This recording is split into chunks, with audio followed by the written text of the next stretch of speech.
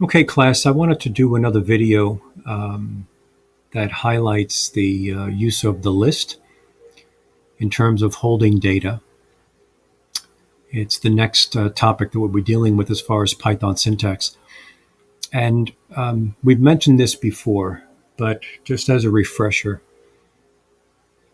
some of you probably remember the word array or matrix. And basically, a list in Python acts like an array of items. And the way that you create the list is you make use of square brackets. So I'm showing you a document right now that I created. It's got two pieces of information, which we'll go over before we get into PyCharm and start coding this. So what I've done is I put together a CSV file that contains three specific pieces of data. So if you'll notice in the document, I have my values.csv file. This is not the actual file, but this is what the contents of the file are. So each line in the CSV file contains a value. They're all strings, but there's a value, an operation, and a value. So what my goal is in this particular program is that I would like to have the ability to have a CSV file that has three pieces of data, a value, an operation, another value. And then based on that operation, I'd like the program to perform that operation. So for instance, if the data is extracted from the CSV file, the program will take the value 1, the value 2, add them together, and calculate what the sum is, because we're using the addition symbol as the operation. In the next line in the CSV file, we have the value 2, we have the value 8, and we have the symbol that we're going to be using for multiplication. So when the program executes or performs its analysis on the data, it'll take 2 multiplied by 8 and produce the value 16. So that's the CSV file. So what I've done is I wanted to put this all in one document just so you could see it visually. And so now that we understand what the CSV file is, let's take a look at the list. Now, I called the list, it's what I selected, I call it math list. And if you notice the square brackets in the name, the square brackets indicates that the name of the entity is a list. Okay, so what is critically important that you remember in this discussion is the fact that as far as the computer is concerned, the most natural start point in terms of numerical values, or in this case indices, it's going to start with 0 and work its way up. So if you'll notice the first problem that we're going to be dealing with, there's going to be in the list 4 components per problem. So math sub 0, that's how you say it. So the 0 index in the math list is going to hold the variable, the contents of variable value 1. And if you take a look at the CSV file, you can see how the correlation works. In the 0 position, or the 0 index position, we're going to put the value 1. In the second position, which is index 1, we're going to put the operation, which is plus or addition. In the third position of the list, or index 2, we're going to put the value 2. And then in the fourth position, or index 3, we're going to put the result of the operation of 1 plus 2 in this case. All right, so there's a few things that you need to remember as we go through this program, the program development. And that is, in this list, we reference the individual elements by index. So in this particular case, the first problem, and if you'll notice where it says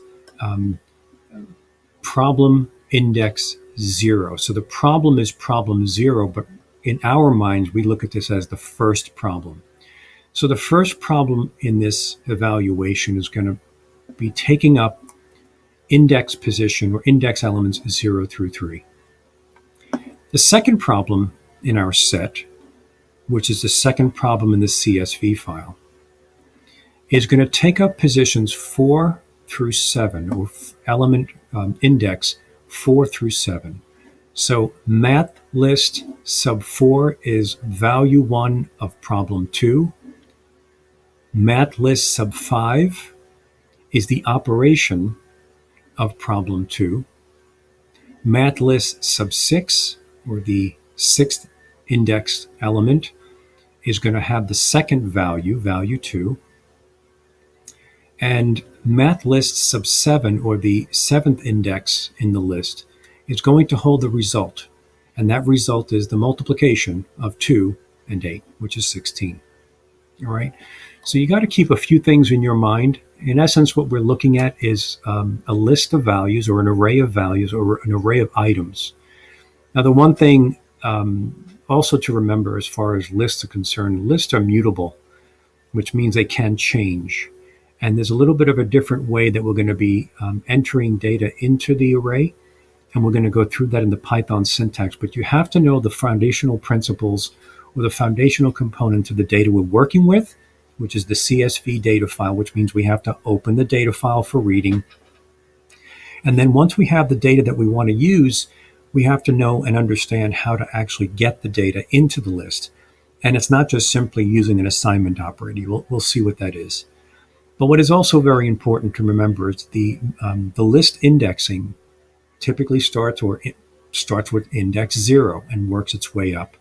So at some point, we're going to have an equation or formula that we're going to be using to index and to reference the proper index. So we're going to have to talk about that when we get involved with the Python code development. Okay, so a couple things we know for sure. First is the data is going to exist in a CSV data file called values.csv.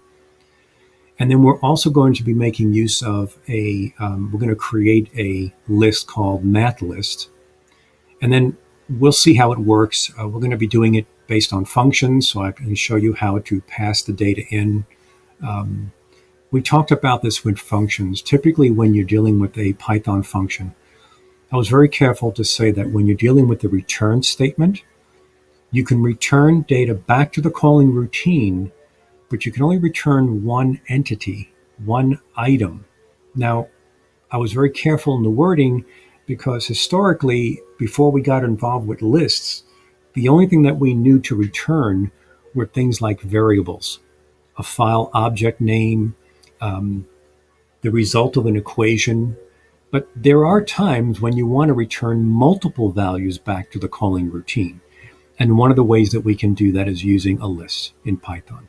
Okay? So with that information in mind, we may come back to this document a little bit during the development stage. But I wanted to at least show you the basic foundational concepts of the list discussion before we got into the Python code. So what I've done is I've actually started to generate a Python solution. And the Python solution, you'll see, has two functions. I just created the shell of what the Python code is going to look like. All right. So what we've got is I created a function called create data. We also have function main, and then I have the call reference main as what's going to call main, the function main, and then within main, we're going to be calling everything else that we need. The other thing that I'm going to introduce here is that what this program is going to do, first it's going to open up the data file that we have. Let me go back to my diagram. We're going to open up the values.csv file, and we're going to process all that data into a list. Then what we're going to do is return the math list back to the function main, and then we're going to randomly select one of the equations that we've actually placed into the list so we can display that to the screen. So you'll notice that the values.csv file has two two lines of data showing, but those at that ellipsis symbol, the dot, dot, dot below the two existing pieces of data or the lines of data indicate there could be multiple problems that I can do. And the arrows to the right-hand side of my two individual problems indicates that this list can take on infinite number of problems as long as we continue to feed that data into the list. Okay, so let's start the code development in terms of Python. And what I'd like to do is I'm going to start in function main, and I'm going to start developing my code. So one of the things that we're going to be doing is we're going to be evaluating what the values are using a list. So I'm going to create a list within main. I'm going to call it vlist. The way that you initialize, I'm declaring this list, call it vlist, and I'm going to initialize it to null, or basically just tell Python that this list exists. So the way that you tell it, you don't have to fill it with any data. You just got to put the two square brackets one after the other. This is telling Python we want to try to dedicate memory space to hold data in the form of a list or an array. Okay. Next thing I'm going to do is I'm going to generate a value called key, and we'll talk about that a little bit later. Recall when I said earlier that we're going to be processing the CSV data, performing the calculations, placing all that data into a list. Then we're going to pass the list back to function main. And then we're going to randomly select which of the problems we're going to display to the screen. We're going to use that key as a variable to hold a random value to pick which value or which problem we're going to display to the screen. All right, so just for the time being, let's just initialize a variable called key to 0. So in order for me to do the work that I need to do in function main, we've got to get the data from the function called create data. So at some point, I'm going to have to go and create that code within create data. So let's actually go ahead and shift focus and go ahead and do that. So I'm going to go to create data, and I'm going to start developing the code that is going to be used to open the data file, which is the values.csv file. It's going to do all the mathematical operations. It's then going to feed all the key pieces. When I say the key pieces, what this syntax is going to do is to fill the 1, the plus, the 2, and the 3 into the list called math list. If there's any other lines of data within the CSV file, it will process those values in subsequent elements of the list. Okay, so let's go ahead and start developing the code in the create data list, because we need that list in function main. We can't do what we need to do in function main without the data from function create data. Okay, so the first thing I want to do is I want to, according to what I have in my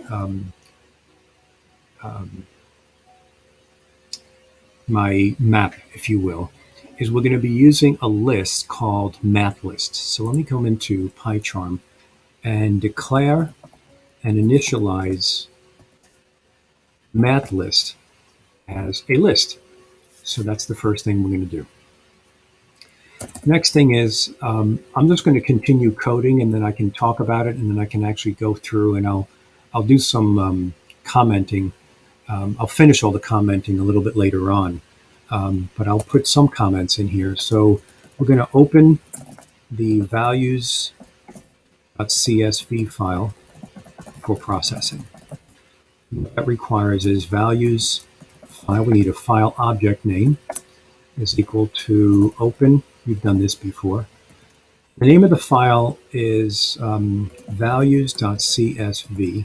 And since we're going to be using that CSV file for read-only, we're going to set a mode of read. Okay, so this really should look familiar to you. Okay. Now, if we go back to the PDF file that I created, you'll notice that the values.csv file has multiple lines of data. Now, what you need to do is you need to read this line by line by line. Now, by saying that, what should, almost like a Pavlovian response, if you have multiple lines of data and you want to do the same thing to each line, sounds like a perfect candidate for a for loop. So let me go into my code and we'll set up a for loop. So I'm going to say for line in values file. So what we're going to do is we're going to evaluate line by line in the file object associated with values.csv. Once I do that, I'm going to, this is a little bit of a shortcut. I don't have to declare another variable. So I'm going to say line is equal to line.strip. We're going to use the strip method to get rid of the new line character. It's going to mess us up if we don't do that. Let's go back to the CSV file. So we have a piece of string data, another piece of string data, another piece of string data, but what's hidden from the user, which is typically not viewed, it's actually acted upon, not, you can't see the code. Unless you're actually running in debug in PyCharm, which is pretty interesting to see what you see. There is a new line character there. That's what gets you to the next line. So we got to strip that off because we don't want that data, we don't want that information as part of our actual data because it's not really data. It's actually telling Python what to do in terms of where to put the cursor. It's not really formal data. So I want to strip that new line character off. So if we are looking at the data that's currently found in the CSV file, we have 1, 2, 3 pieces of information per line.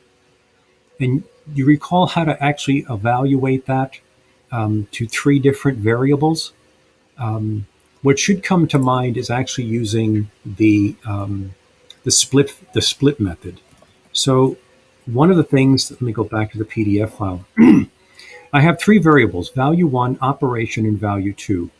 We're going to put the result of the operation, so 1 plus 2 is equal to 3.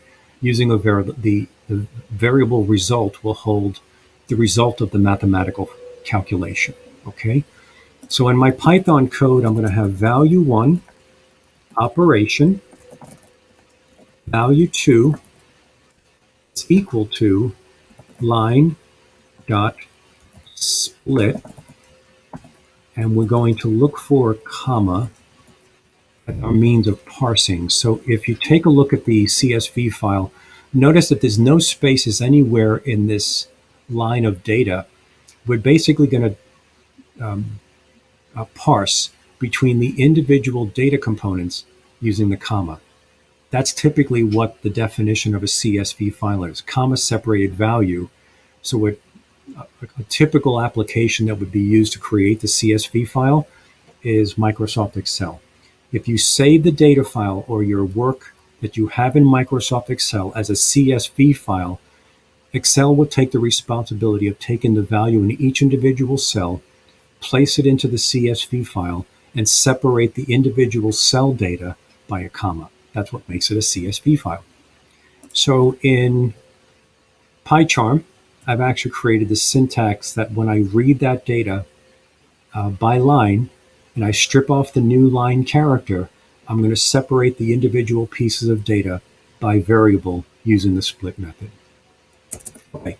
Now that I have the individual pieces, recall if you take a look at the CSV file, notice that the 3 components in the CSV file per line, each of the components is a string.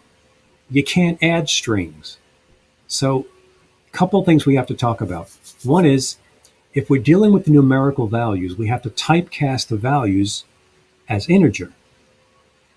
The operation is also a string, but that's easy, right? We can process that because we could use decision logic to evaluate the operation for all 4 operations. plus minus, multiplication and subtract and division. You've done that before, all right? So what we're going to do is we're going to use decision logic and say if the operation is equal to addition. If we know that the operation is addition, what are we going to do? We're going to say that result is equal to we're going to typecast value 1, and we're going to add it to integerized version of value 2. Okay, so you see where we're going with this, right? So if you have the operation is plus, then you're going to add. If it's minus, then you're going to subtract. If it's multiplied, and so on, right? So the next thing we're going to do is if it's not addition, we're going to evaluate operation to find out if it's subtraction. Okay, there's our subtraction. And what I'm going to do here is to make it a little bit easier for me, I'm just going to copy this and then modify it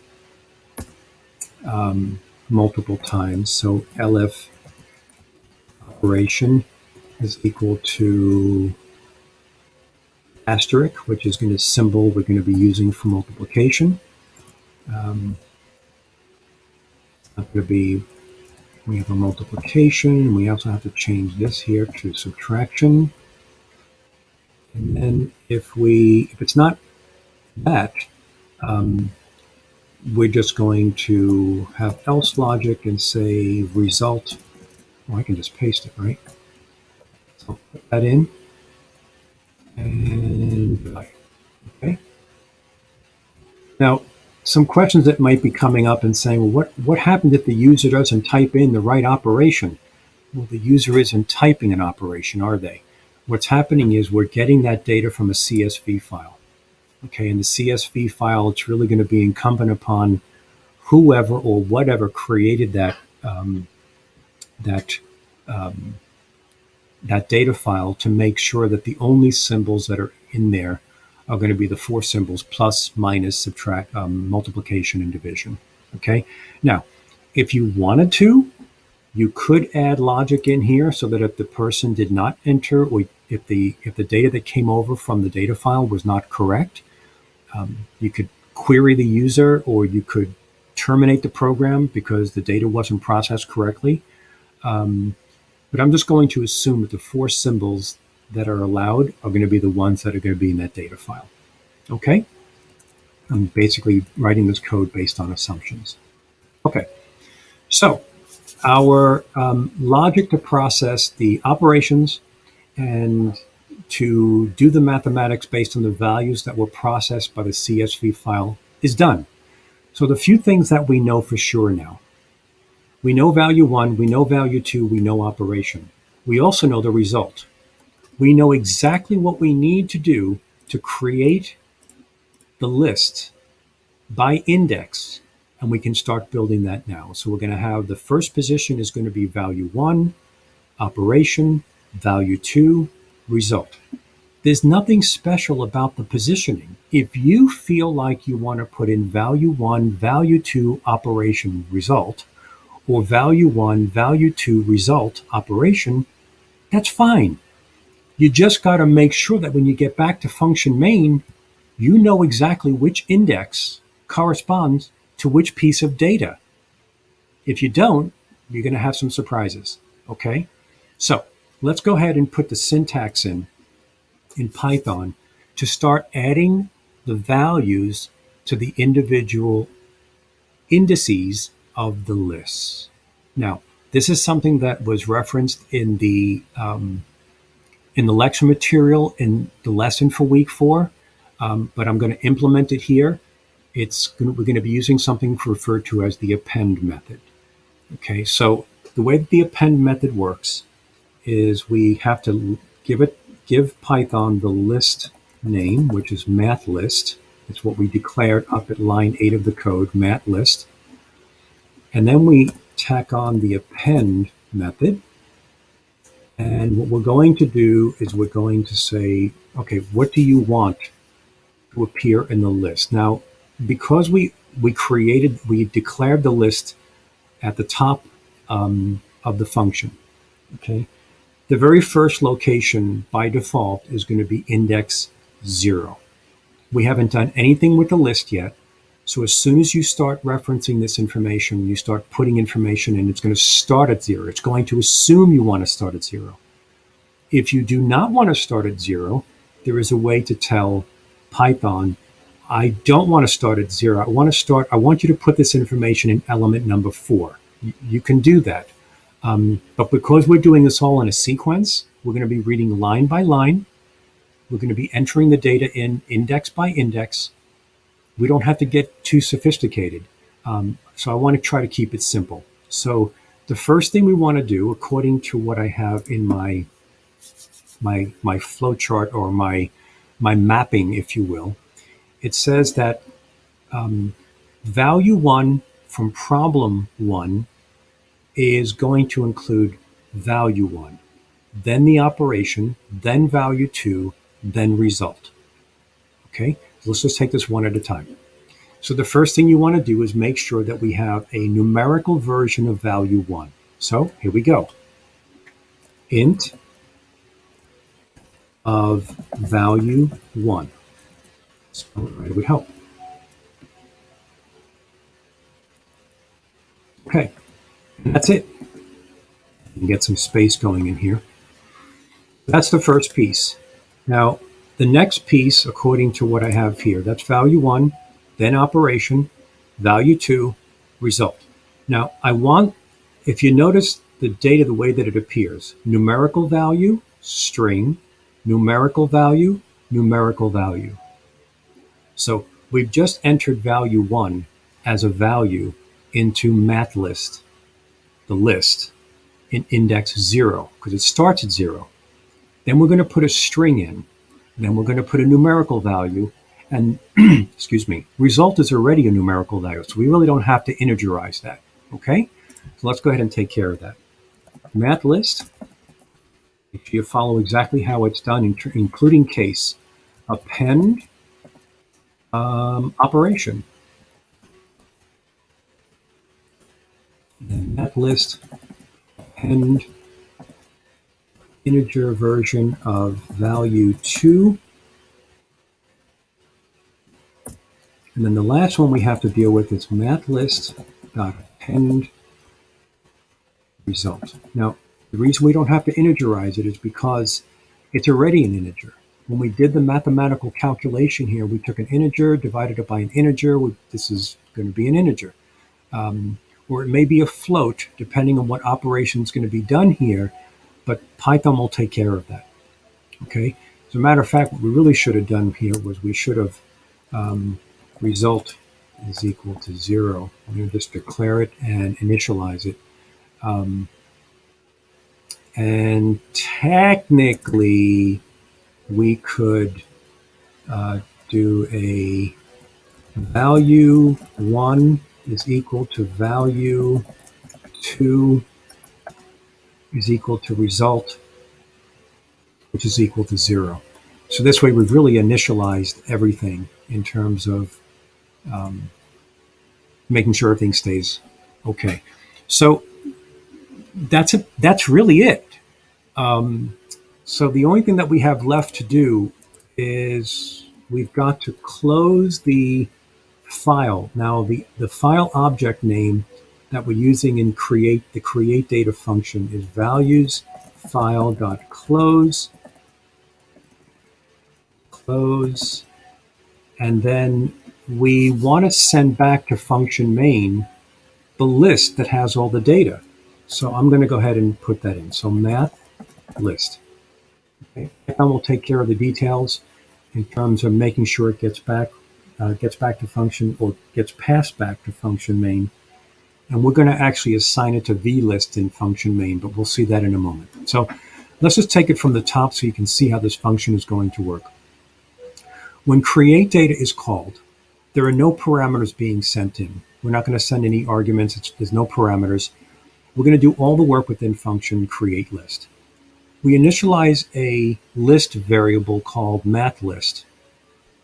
We then initialize 3 variables that we're going to be using to 0. Then what we do is we open our data file, the values.csv file that we are providing, and we're going to open it up in read mode, because that's all we're doing. We're not sending any data to values.csv. We're going to be putting data from the CSV file into the list, and then use the list within our function main. Okay, now that the file is open, we're going to read line by line. Recall that in our CSV file, each line contains 3 individual pieces of data that we need to do our work. The first piece of data is going to be assigned to value 1. The second piece of data is going to be assigned to operation, and the third piece of data to value 2. What we're going to be doing is we're going to be taking the math or the numerical version of the first value 1 and the numerical version of value 2. Since we have a plus sign for the operation, we're going to be adding these 2 values and then taking the result and putting it into the last position for the problem in the list. Notice that the very next index, we're going to be processing the next line. So this first line is for the first problem, the second line is for the second problem, etc. Okay, back to our Python code. We open up the data file, read the first line, strip off the new line character, and then split the 3 pieces of data into the corresponding variables, value 1, operation, value 2. This is where it's important to make sure you follow your mapping. If you had value 1, value 2, operation, result, you'd need to make sure that you parse that information correctly, or else the program is not going to work correctly. Now that we've got the value 1, value 2, and operation using the split method, we're going to process that by operation. So we can either have a plus, minus, asterisk, or if it's not one of these 3, it's got to be division. And we're going to integerize the data that's found in the variable value 1 and value 2, and then perform that operation by using the plus, the minus, the asterisk, or the division. Now that I have result, I'm going to start building my my list. If you have a question saying, could I actually take this this line of code and put it right after my result? Yeah, you could. I just tried to keep it segmented so that I can do all my evaluation and then push all my data to the list. But it doesn't have to be done that way. Once this is done, I'm going to loop back and take care of the next line and the next line and the next line. It's going to keep on looping until all the lines of data in my CSV file are processed. Once that's done, the for loop will terminate. I'll close my data file and return the list back to function main. Okay, so our function here is done. So let's go back over to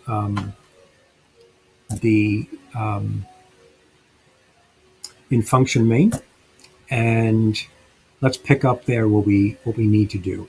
So in function main, I've declared a new list called vlist, and I declared a variable called key as a 0. And so you'll see what's going to happen in a moment. But at the very least, what we have to do now is we're going to be, we want to receive the list that was created in the function create data. We want to pass that data back to function main. So since we declared a list variable, vlist, in function main, the way that you write the syntax out to receive data from another function is we use that variable. So vlist is equal to create data, and that's it. Okay, so what's going to happen is when Python starts executing the code in function main, the first thing it's going to do, it's going to declare and initialize a list variable called vlist. It's then going to initialize a variable called key to 0. It's then going to try to execute line 41 in this case.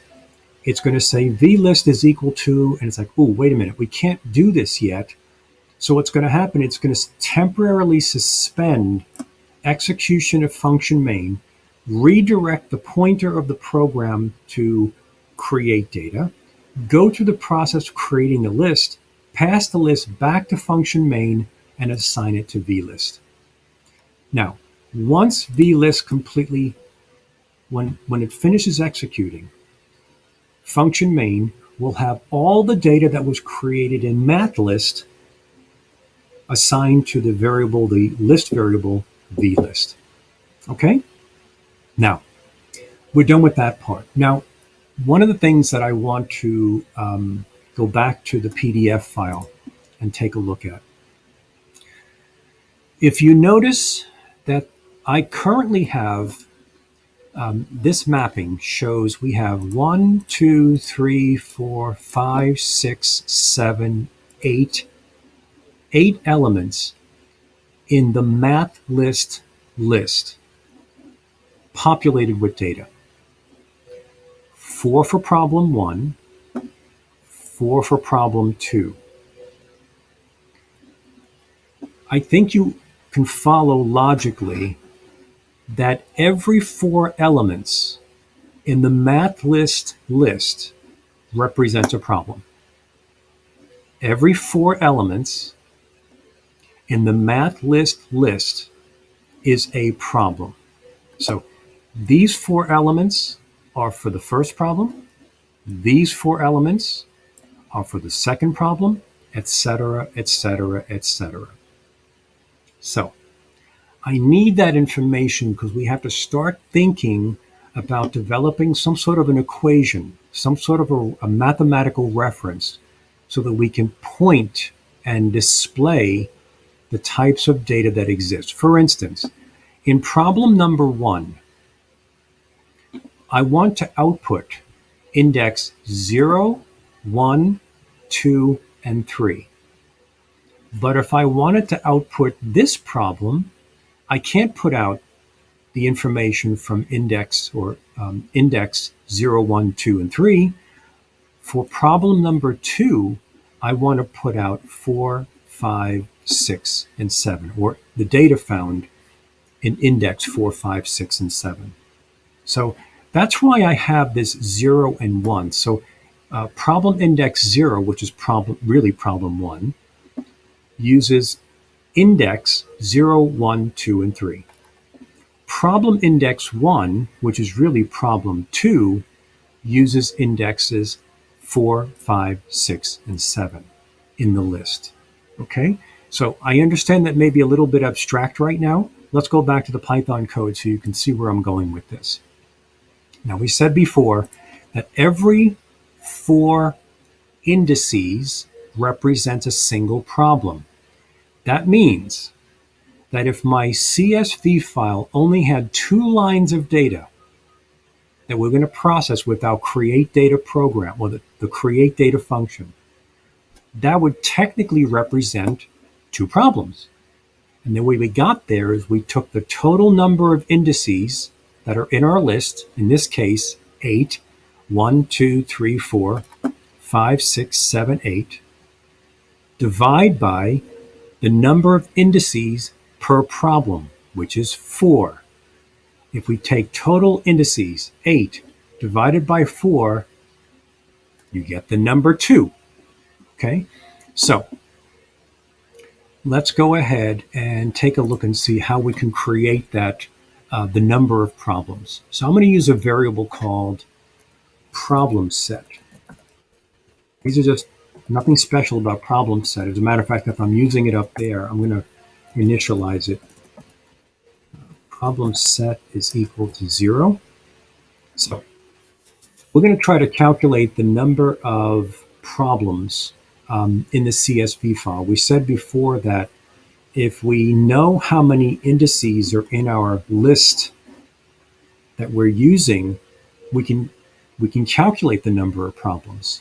So there is a way in Python to determine how large a list is, which means it's going to calculate the number of elements within that list.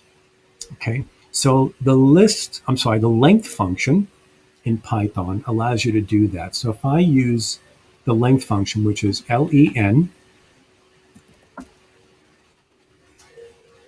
of, we now have to supply the list name. So in function main, the list that holds the data that we're trying to evaluate is vlist. And if we're using this representation as a sample,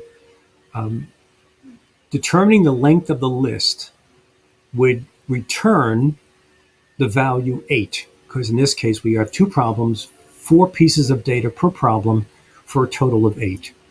So if we want to calculate the number of problems, and we know that we have to have 4 individual pieces per problem, we're going to divide by 4.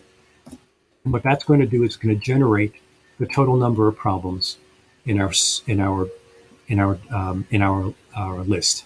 In this case, the list. Okay. Now comes some fun. And I think at this point you're probably tired of hearing me say fun, because my fun may not be what your fun is. So what I need to do is I need to come up with a strategy to generate a random value. Now, I said at the beginning of this discussion, one of the things that we're doing in this particular problem is we're going to randomly select a problem that has been processed in the list to display to the screen.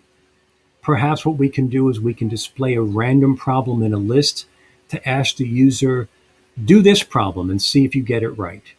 So the CSV file may be a collection of problems that a teacher had put together, and it's up to us to process that data, to come up with answers, and display a random problem to the user. Okay? Now, we have a tool in Python that allows us to generate a random value. What we're going to do is we're going to generate a random value from 0 through whatever we want, and it is going to determine whether or not it basically is going to establish a pointer as to which problem we're going to reference. So in this particular case, we call it problem 1. This is the first problem in the list, but it really is index 0, because the starting point we're going to be counting from is 0. This is the second problem in the list, but it really has an index of 1 if we're starting with 0. Okay, this has importance when we're dealing with generating the random value. So let's go back to Python or to PyCharm and see how we can do this. There is a way that we can generate a random value, but it involves including a library of random functions so that we can actually generate a random value. So what we need to do is we need to go to the top of our code, and we need to add a line that says import random. That's it. So what this is going to do, Python by default does not have that random ability, the ability to generate random values as part of its normal Python suite of functions. But it can pull that in by importing a library referred to as random. And inside the random library is the methodology in order to generate a random integer value. So now that we've actually imported the library to generate a random value, let's go back and generate that random value. And I'm going to use the variable key, we talked about this before, is equal to, and the way that we have to do that is that we have to first tell Python which library this capability is found in, which is called random. And then by adding the ability or the function that allows Python to generate the random value, we just add that here. We say random or rand int, and we're almost there. We have to give it 2 different parameters. One is the starting value, and one is the ending value. But if you're taking a look at the problem set, we have two problems, right? According to this, we had 8 indices that are going to hold values. Divided by 4 is going to give us 2. But if we take a look at our data, this is the first problem, but index 0. This is the second problem, but index 1. What we need to tell Python is we want to restrict the random values, in this case, from 0 to 1. So we're going to give Python that instruction, and we're going to have it 0. Now, since problem set is equal to 2, we can say problem set minus 1. And that will restrict the number of random values that Python will generate by putting this format in place. Now, if we had 16 problems, the use of the variable problem set will allow us to keep this, the generation of a random value, dynamic, rather than trying to set it as a static variable or a static value. Okay?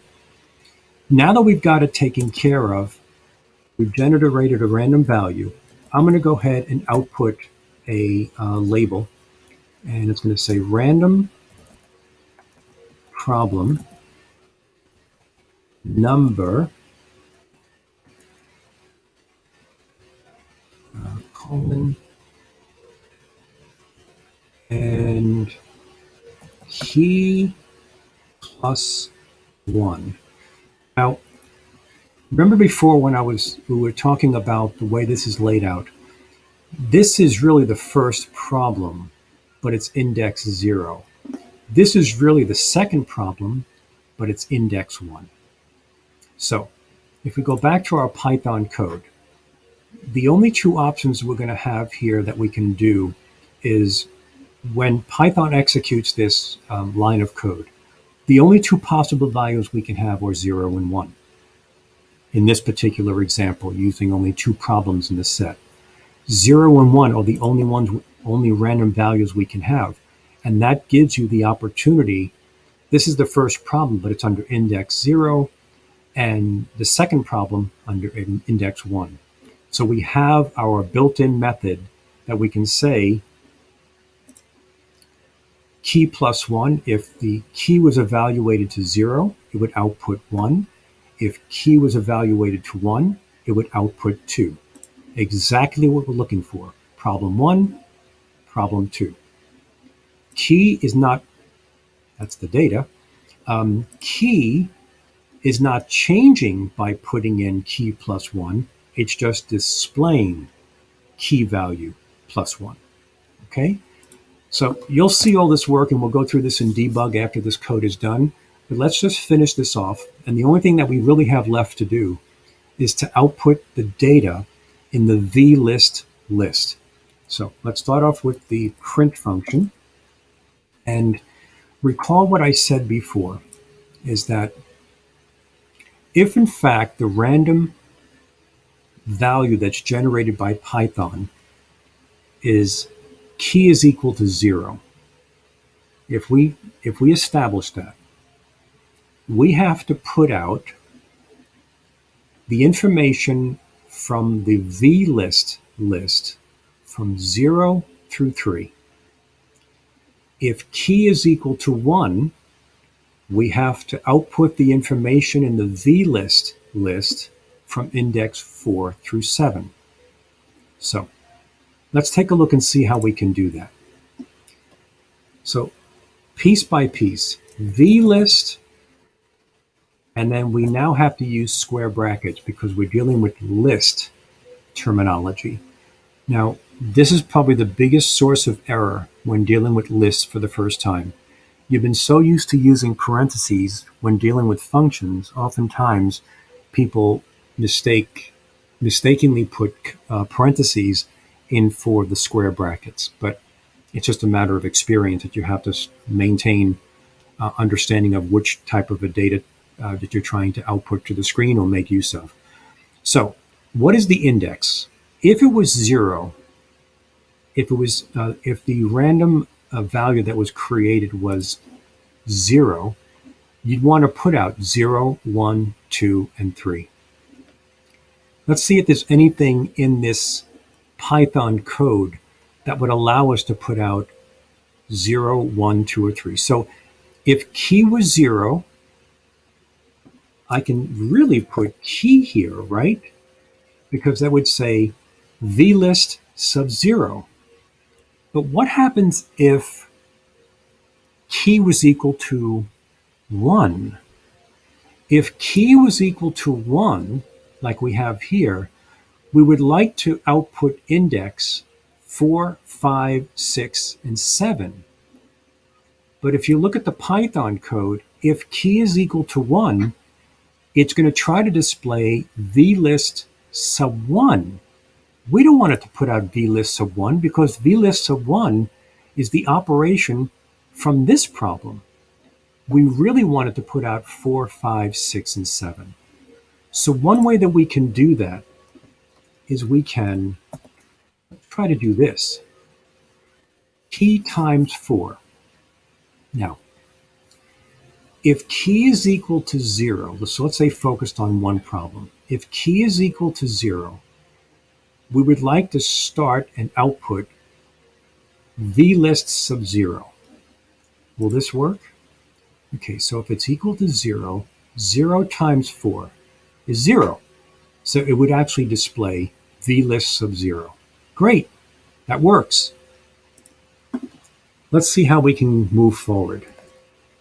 Vlist sub, in parentheses, key times 4.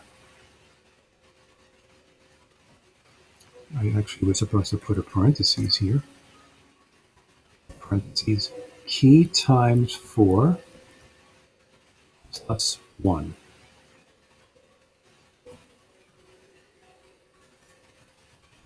I'll go through this when I have it written, finish writing it out. Key times 4 plus 2. And let's go to the end. And I'm going to put an equal sign. You'll see why this is going to come out in a moment. And then vlist key times 4 plus 3. So I know this looks rather abstract to you, but let's take a look at it to see what this is going to do. I forgot to close the print function. Okay, so what this is going to do, it's going to print out, it looks abstract, but let's see if you can follow it. So this is a mistake. I have some syntax issues here. Okay. So let's talk this out. We're going to generate a random value from 0 to 1. And so it's going to say either 0 or 1 when it comes in. We will generate a random value. So according to this, we have two problems, index 0, index 1, which is the first problem, and the second problem. If key is equal to 0, we want to output list element 0, 1, 2, 3. Let's go back to the code. If key is equal to 0, 0 times 4, list sub 0. Next, what is 0 times 4? 0 plus 1. List sub 1. Isn't that what we want? List sub 1. Next, if key is equal to 0, so it's 0 times 4, which is 0, plus 2. Let's take a look and see what plus, so list sub 2, or index 2 is the second value, which is exactly what we want, equals index 3 in the list shows the result. This works. Now, let's say for the sake of discussion, the random value generated by Python is 1. Let's go through that iteration. So we're looking at this, if we're looking at the index of 1, we're going to be trying to output 4, 5, 6, and 7. Index 4, 5, 6, and 7 of the vlist list. Let's see if it works. We're looking for the index area, okay? So if key is equal to 1, output vlist sub key is equal to 1 times 4 together multiplied is 4. It's exactly what we're looking for. Let's see if we get the next one. So 1 times 4 is 4, plus 1 is 5. There's our fifth index value. Then we have 1 times 4 is 4, plus 2 is 6. There's our second value that we're trying to output, or the third element in the list for this particular problem. And then we have our equal sign, and then we output the index. It should be 7, right? So 1 times 4 is 4, plus 3 is 7. And it works. So what I'd like to do now is run this in debug and see if it works. I'm hoping it does. So the first thing that I'm going to do is I'm going to put some breakpoints in here, because I really think it will be a good idea for us to go through this in debug so you can see how this works. So you can see some of the variables and see what it looks like when you're trying to run it. Okay, so I just set 2 breakpoints. One is in function main, so that I could see just before it executes the call to the function create data, it's going to stop. And I want to see what it's going to look like as far as the variables are concerned. Then we're going to transfer control into create data. I want to see how this actually works. Okay, so now that we've got this written, let's go ahead and go to debug. And let's see what we got. Okay, so according to what we have here, Python started to execute. It went through and it found one function called create data, one function called main. It executes main, goes into main, and initializes the 3 variables: vlist as a list, key as a variable, integer variable, and problem set as an integer variable. According to what I have here in debug, key is an integer with the value 0 held in it. Problem set is an integer, 0. And vlist is recognized by Python as a valid list. And notice that it just shows this way. Now we're going to have data filled into it a little bit later on, but at least we have a good start. I'm going to step into the program. Now I want you to notice that there's no variables declared yet, because I haven't executed anything yet. So I'm going to go ahead and execute these few lines of code. So what I did was, in my function create data, I'm going to be using a list called mathList. I declared it as a list, and Python recognized it as a valid list. I then used this nomenclature to declare multiple variables simultaneously, declare them with the value 0, and it did exactly what I was looking for. The next thing I want to do is I want to assign an object, a file object name, associated with the CSV file values.csv. So I'm going to go ahead and execute that. And the next thing that I want to do is this is actually telling you right here that the file object name values file is associated with the CSV file values.csv. And it's opening it up in read mode. Next thing we're going to do is go into the for loop. So here we go. So for a line in value file, now let's take a look at the value file. We have 3 individual pieces of data. A string that, in this case, showing as a 1. The next string is a plus sign. The next piece of data as a string is the number 2. In Python, this is what it's done. It has taken the line of data found in the file values.csv, and it's showing it right here. We have a 1, we have a plus, we have a 2 as a total string.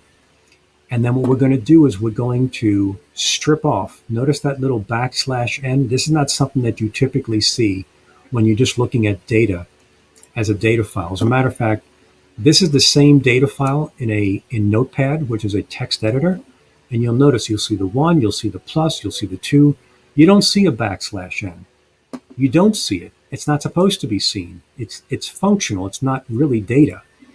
But it's showing here because Python is recognizing there's a lot more there than just what the eye sees. I'm going to go ahead and strip off the new line character. And if you notice, we've stripped off the new line character. Now what I'm going to do is use the split method to break up the individual components into specific variables. And when I execute that, what I did was, based on the order in which these variables are shown, I actually have result. Let's take a look. I have, this is value1, operation in value2. So value1 is set as a string, 1 as a string. Value2 variable is holding a string 2, and operation is showing the operation of plus, because this is the data that we had, 1 plus 2. So all the data that I need has been extracted. Now I can go in and do my work. Now, since this is a plus sign for operation, I'm going to execute the result equals the integer version of value 1, integer version of value 2, and add them together. So I'm going to single step. Notice that I just executed the operation equals plus, which is true. I'm going to single step, and notice that I have result is equal to 3. It's exactly what it's supposed to do. 1 plus 2 is 3. And now comes the fun. We have our 4 lines of code that are going to actually take the data pieces that we've just processed and place them into the list for the first time. We're using the append method. Now, if you notice in debug, matList is currently showing an empty list. But I'm going to single step one at a time so you can see what it's going to do. Single step, single step, single step, and you should be noticing this here, and single step. So matList sub 0 is holding the value 1. matList sub 1 is holding the operation. matList sub 2 is holding the 2. matList sub 3 is holding the result. Exactly what we wanted to do right here. Let me go back to my program. Notice that we're done with the appending of the data to the list. We're back at the beginning of the loop. Now, if you notice, if you can see this on your screen, it's showing exactly what the line has. If you look at the data file, the very next thing we're going to do is process the 2, the multiplication, and the 8. I actually have 3 individual lines of code in our CSV file. So the very next thing we're going to process is 2 asterisk 8. And if we single step into the loop, if you'll notice, it's 2 asterisk 8 \n. It's right there. In our debugger, it's showing that the line is currently holding all that data. I'm going to strip off the new line character, parse the data based on the comma separator. The operation is multiplication, so is the operation plus? No. Is it minus? No. Is it asterisk? Yes. Therefore, multiply the 2 values together, and if you look at what we have here, the result is of 2 multiplied by 8 is equal to 16. I have my data to append to the list. Now watch what happens as I begin to go through the append process. There's 4 pieces of data. Value 1, operation. Value 2, result. Now, we said before that when you first open up the list, the index, or the pointer, starts at 0. 0, 1, 2, 3. On this next append, it should place the next value in. So here we go. 2 multiply 8, 16. And we're going to continue doing this. We only have one other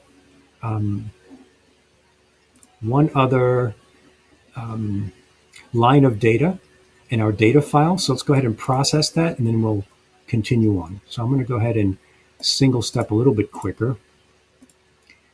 This is actually a division problem. So we've executed a division. We have a float point of 2.0, and then we're going to append that to the list. So if you'll notice right in this area where you see the list, the very next entry in the list should be a 4, then a division symbol, then a 2. So let's watch. 4, division, 2, 2.0. Now, it loops back to the top. We find that there's no more data to process. So the loop terminates. We jump out of the loop. All we have to do now are 2 remaining tasks. Close the file, because we don't have to process anymore. Return the list back to the calling routine, which in this case is main. Now, let me just close the file first. And then before I press the step into function in PyCharm so we can go back to function main, let me explain what's going to happen. We're currently still sitting in create data. The math list variable is holding all the data that I want to send back to function main. Previous to using lists, you could never do this. You could never pass all this data back to the calling routine. You can now, because the list is considered a single entity, a single item that we can return, and then we can use it. But the key is we've got to send the list from create data function to a list in the main function. Recall in main, the list in function main is vlist. So Python is going to pass the baton, so to speak, the math list to the vlist list in main. So here we go. Single step and execute. And we now have all the data that was in math list transferred to the vlist list, and it's exactly what we had in function create list. I don't know if you find that neat. I think it's pretty amazing. I know I get excited about such things, but this is really interesting how it works. So I'm hoping that you found it interesting. So moving forward, we only have a few more things left to do, and we're almost done. So just hold on. So we have the problem set. We're going to calculate how many problems we have. We're going to use the length function, and we're going to determine, notice that it says it's a built-in function. VList has, can you tell me how many elements it has? If you're coming up with 8, that's wrong. It's 12. We have 3 problems, 4 elements per problem. So we should have 4, 8, 12. And if you'll notice in the list, there's 12 elements, starting at element 0. And every 4 elements is 1 problem. So what would you expect problem set to calculate to? Well, if you have 12 elements in the list and you're dividing by 4, you should have 3. So let's go ahead and execute the equation. And you'll notice that it's saying that we have 3 problems in this set. Okay, so if we want a random value from 0 to 2, we've got to take our problem set data and subtract 1 from it. Because one thing you must be mindful of, since this is, we call this problem 1, but it's really index 0. And this is really the second problem, but it's really index 1. If we only had 2 problems in our list, do you see that referencing index 2 would be an error? we have exceeded the boundary of the index or the indices. So it would be an out of bounds error, which is not good, okay, in Python. So the number of problems that we have, the index must be one less than that, okay? That's the reason why we have problem set -1. So if it's 3 problems, it'll allow Python to generate a random number from 0 to 2. If there's 2 problems, it'll allow Python to generate a random value from 0 to 1. Okay, so let's single step and let's go through, and I think we have a problem because I think we needed to provide a integer here, which I didn't do here. Okay, so problem set, I'm going to generate a random, I'm sorry, I want to integerize this. That's an integer value here, not a float point value. Or I could have put the typecast operator here if I wanted to. I'm just going to run this program again. I'm going to get rid of the breakpoint in my function create data because it works.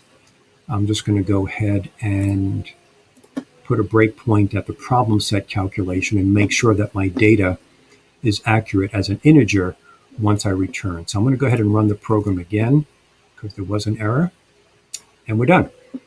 That was quick. So we have our list that was created. We went through this whole thing a little while ago. I'm going to execute the single step, and now we have an integer of 3.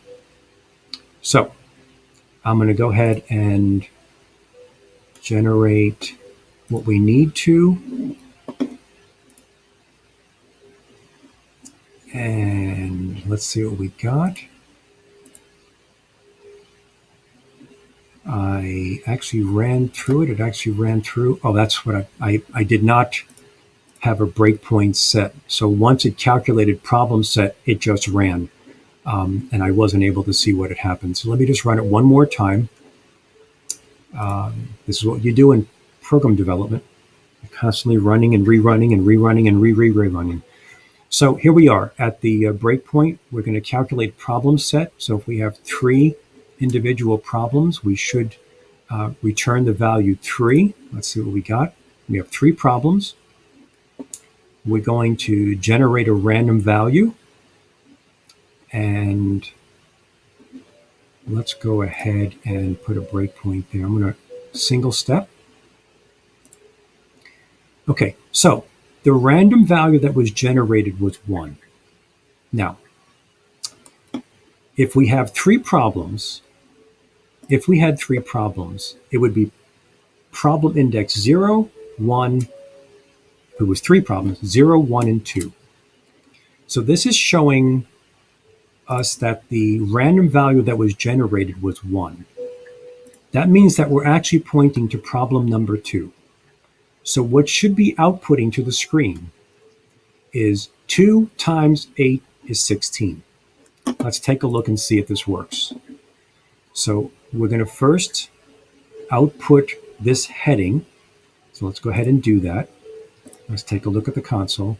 Random problem 2. And according to our map, we're going to be outputting the data from this particular program, this particular problem. Let's see if it actually works.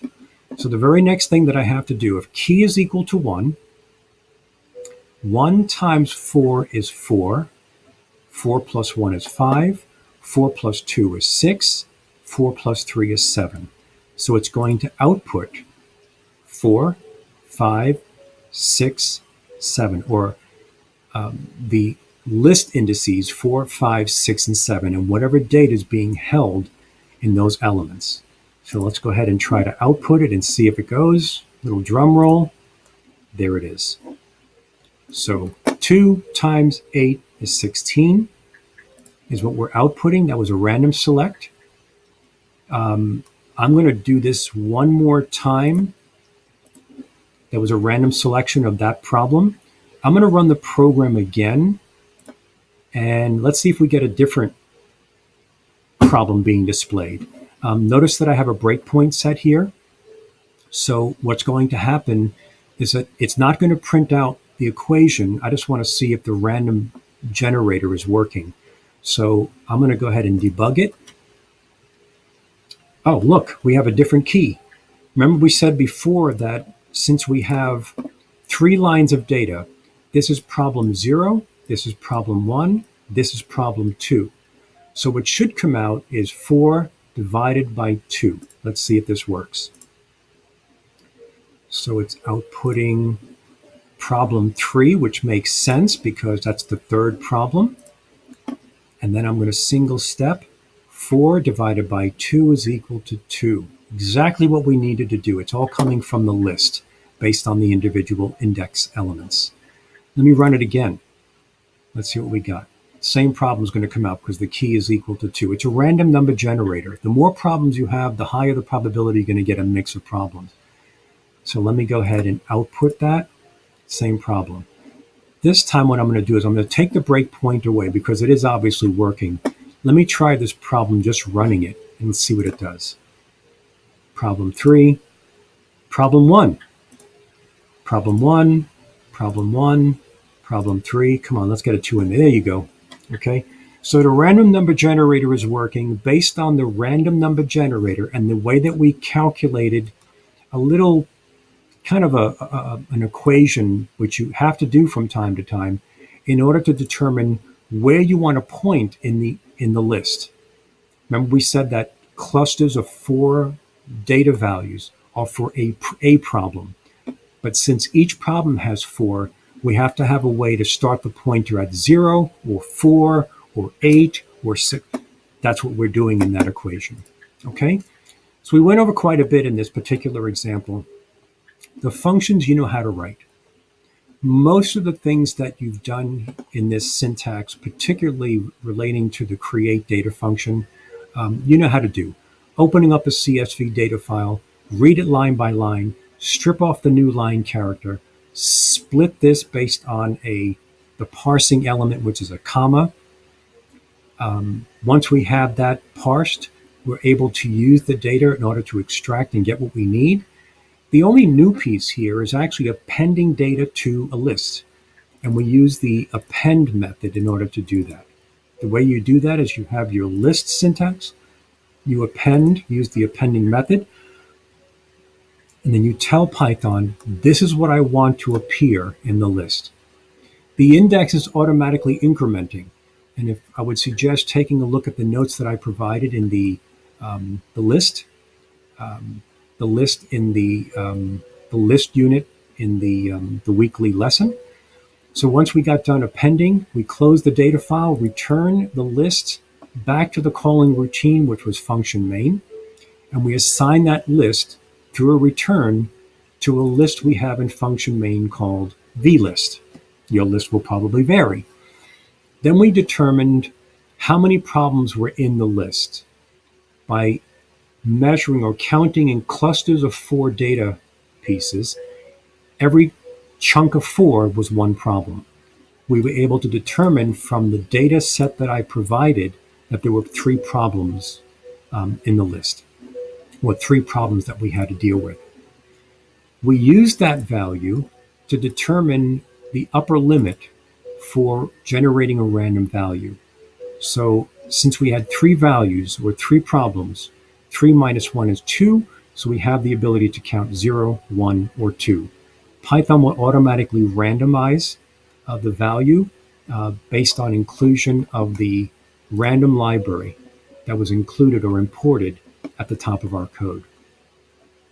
Once we have our key, I called it a key, once we have the random assignment, we now know we could use these equations in order to have Python point to the appropriate set of indices in clusters of 4 to get the output the way we want it.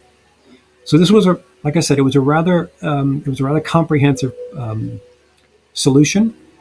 It covers multiple areas, but I thought it might be a good idea to put this code together to help you in terms of your process when dealing with lab activity number 10. Hope you guys have a